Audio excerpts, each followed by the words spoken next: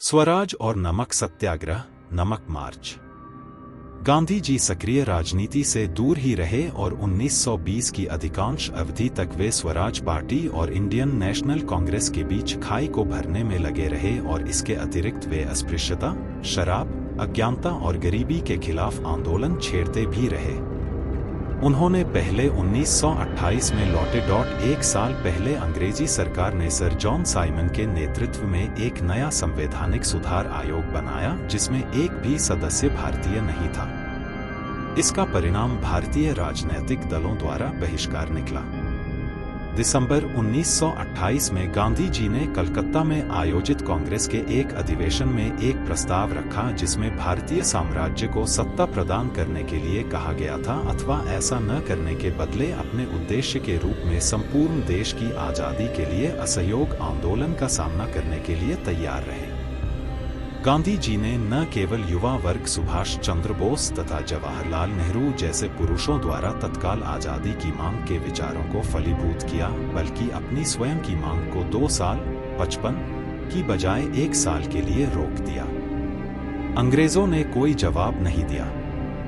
नहीं 31 दिसंबर 1929 भारत का झंडा फहराया गया था, लाहौर में है। 26 जनवरी 1930 का दिन लाहौर में भारतीय स्वतंत्रता दिवस के रूप में इंडियन नेशनल कांग्रेस ने मनाया। यह दिन लगभग प्रत्येक भारतीय संगठनों द्वारा भी मनाया गया। इसके बाद गांधी जी ने मार्च 1930 में नमक पर कर लगाए जाने के विरोध में नया सत्याग्रह चलाया, जिसे 12 मार्च से 6 अप्रैल तक नमक आंदोलन के याद में 400 किलोमीटर 248 मील तक का सफर अहमदाबाद से दांडी, गुजरात तक चलाया गया ताकि स्वयं नमक उत्पन्न किया जा सके। समुद्र की ओर इस यात्रा में हजारों की संख्या में भारतीयों ने भाग लिया। भारत में अंग्रेजों की पकड़ को विचलित करने वाला यह एक सर्वाधिक सफल आंदोलन था, जिसमें अंग्रेजों ने 80,000 से अधिक लोगों को जेल भेजा। लॉर्ड एडवर्ड इरविन द्वारा प्रतिनिधित्व वाली सरकार ने गांधी जी के साथ विचार विमर्श करने का निर्णय लिया। यह इरविन गांधी की संधि मार्च 1931 में हस्ताक्षर किए थे।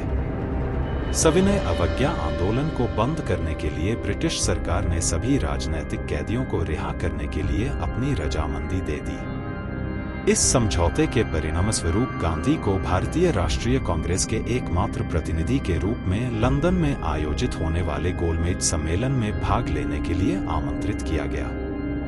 यह सम्मेलन गांधी जी और राष्ट्रीयवादी लोगों के लिए घोर निराशाजनक रहा। इसका कारण सत्ता का हस्तांतरण करने की बजाय भारतीय कीमतों एवं भारतीय अल्पसंख्यकों पर केंद्रित होना था। इसके अलावा लॉर्ड इरविन के उत्तराधिकारी लॉर्ड विलिंगटन ने राष्ट्रवादियों के आंदोलन को नियंत्रित एवं कुचलने का एक नया अभियान आरंभ कर दिया। गांधी फिर से गिरफ्तार कर लिए गए और सरकार ने उनके अनुयायियों को उनसे पूर्णतया दूर रखते हुए गांधी जी द्वारा प्रभावित होने से रोकने की कोशिश की, लेकिन यह युक्ति सफल नहीं थी। दलित आंदोलन और निश्चय दिवस। 1932 में दलित नेता और प्रकांड विद्वान डॉ. बाबा साहेब अम्बेडकर के चुनाव प्रचार के माध्यम से सरकार ने अछूतों को एक नए संविधान के अंतर्गत अलग निर्वाचन मंजूर कर दिया। इसके विरोध में दलित हितों के विरोधी गांधी जी ने सितंबर 1932 में 6 दिन का अनशन ले लिया, जिसने सरकार को सफलतापूर्वक दलित से राजनैतिक नेता बने पलवंकर बालू द्वारा की गई मध्यस्थता वाली एक समान व्यवस्था को अपनाने पर बल दिया।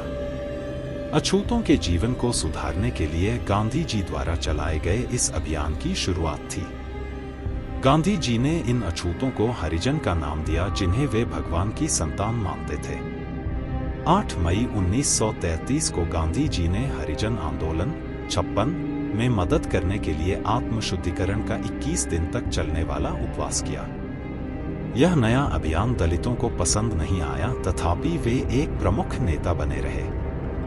डॉ. अंबेडकर ने गांधी जी द्वारा हरिजन शब्द का उपयोग करने की स्पष्ट निंदा की कि दलित सामाजिक रूप से अपरिपक्व हैं और सुविधा संपन्न जाति वाले भारतीयों ने पितृसत्तात्मक भूमिका निभाई है।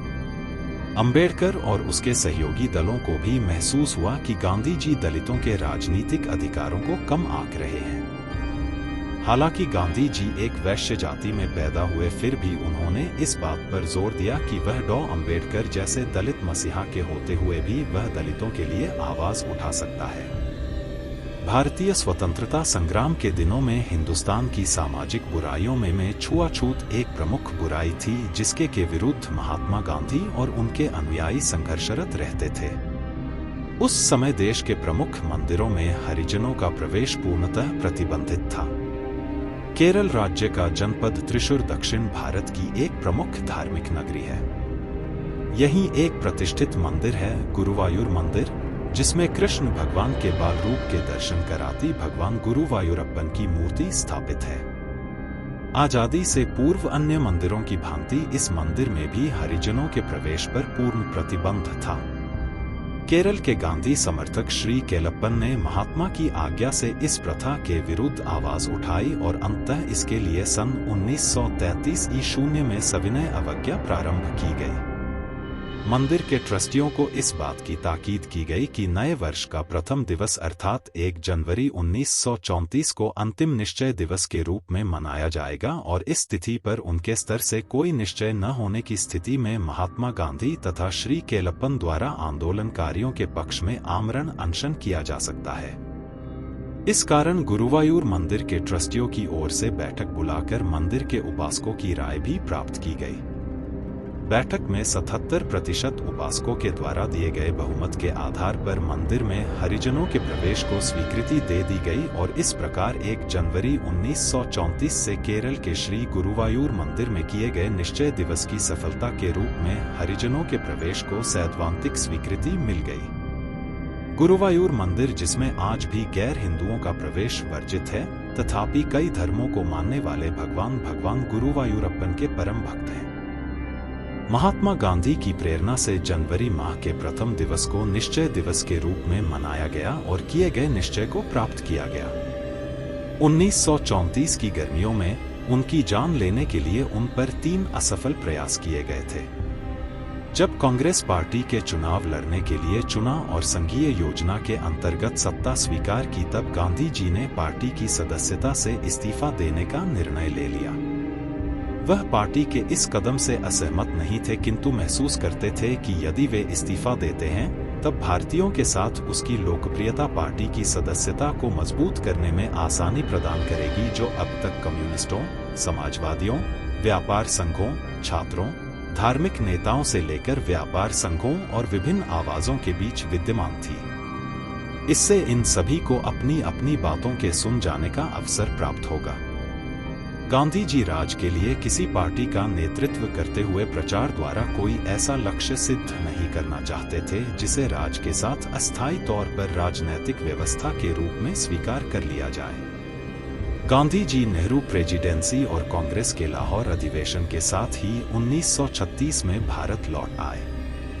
हालांकि गांधी की पूर्ण इच्छा थी कि वे आजादी प्राप्त करने पर अपना संपूर्ण ध्यान केंद्रित करें, न कि भारत के भविष्य के बारे में अटकलों पर। उसने कांग्रेस को समाजवाद को अपने उद्देश्य के रूप में अपनाने से नहीं रोका। 1938 में पार्टी अध्यक्ष पद के लिए चुने गए सुभाष बोस के साथ गांधी जी के मतभेद थे। बोस के साथ मतभेदों में गांधी के मुख्य बिंदु बोस की लोकतंत्र में प्रतिबद्धता की कमी तथा अहिंसा में विश्वास की कमी थी। बोस ने गांधी जी की आलोचना के बावजूद भी दूसरी बार जीत हासिल की, किंतु कांग्रेस को उस समय छोड़ दिया जब सभी भारतीय नेताओं ने गांधी जी द्वारा लागू किए गए सभी सिद्धांतों का परित्याग कर दिया गया।